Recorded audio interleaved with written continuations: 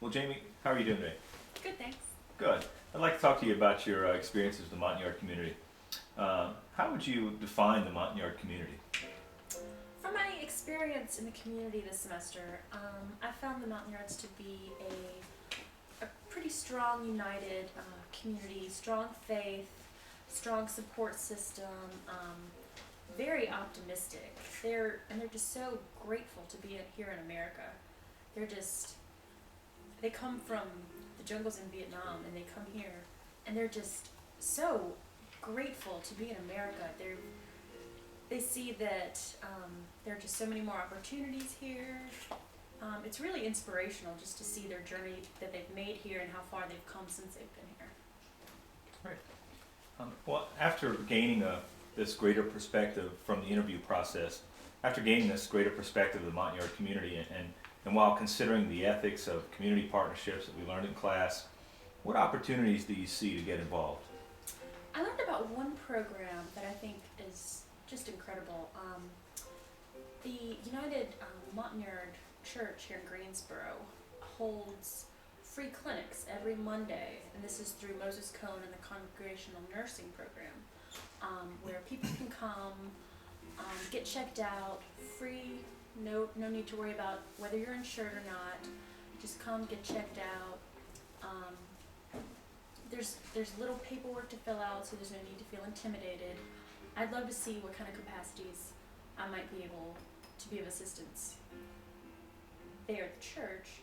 Additionally, one Saturday a month, they have wellness clinics, and I think that would be a great opportunity for an NPH candidate to go in and just try to further educate the Montagnards on some of the things in America that they may not have acclimated to. For instance, one story I heard is about eggs. In Vietnam, eggs are very expensive, and so no one has eggs. But here, you can get a dozen eggs for like $2.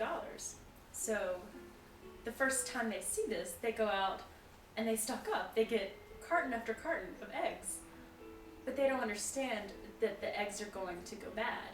So just little things like that that we wouldn't really consider, that they need to be aware of for health reasons. Interesting. Well, you did 2 interviews. What were your considerations when selecting your interview candidates?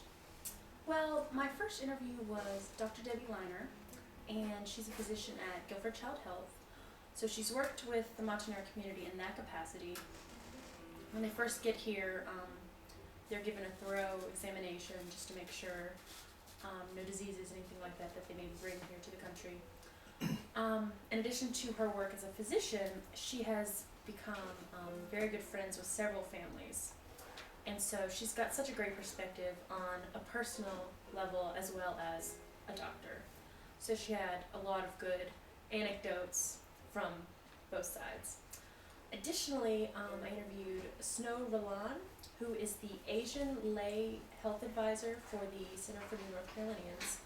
And she herself is a Montagnard, got here 13 years ago.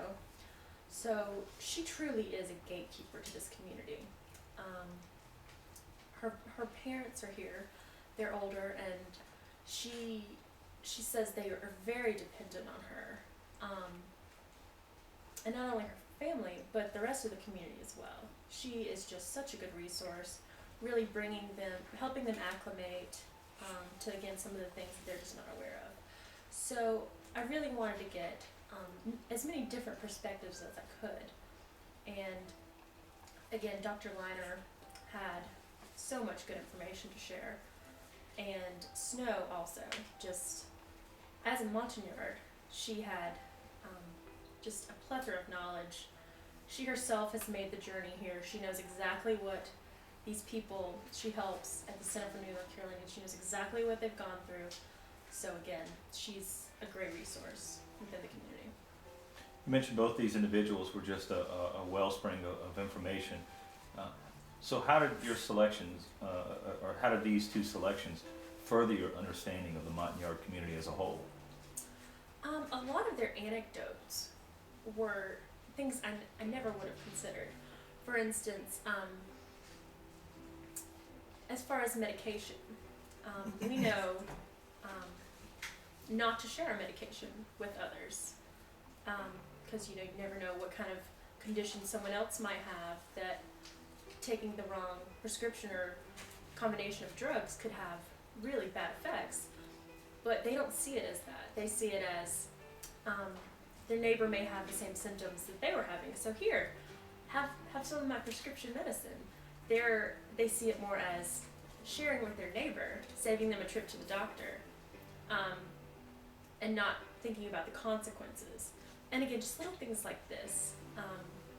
And I enjoyed talking to Dr. Liner because just with her close relationship, personally to the community, she's truly inspired by these people. She says that a lot of times the Montagnards are very self-sufficient people, and they feel like people are always trying to help them, and she always tells them, I get so much out of being in this community.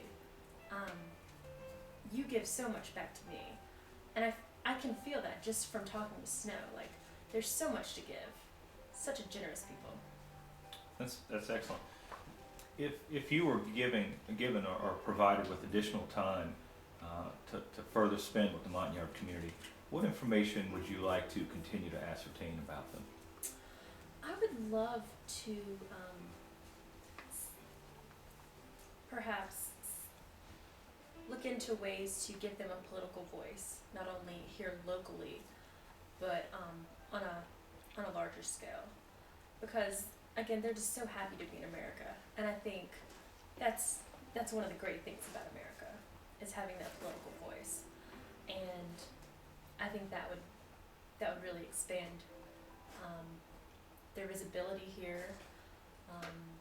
Perhaps where their needs could be met, other people would be more aware, not only of their existence, but what we can be doing as a community. That's excellent. Well, having shared this this experience with you, I can tell that you've grown quite a bit and really have increased in your knowledge about this community. Thank you so much. It's been a great experience. Thanks.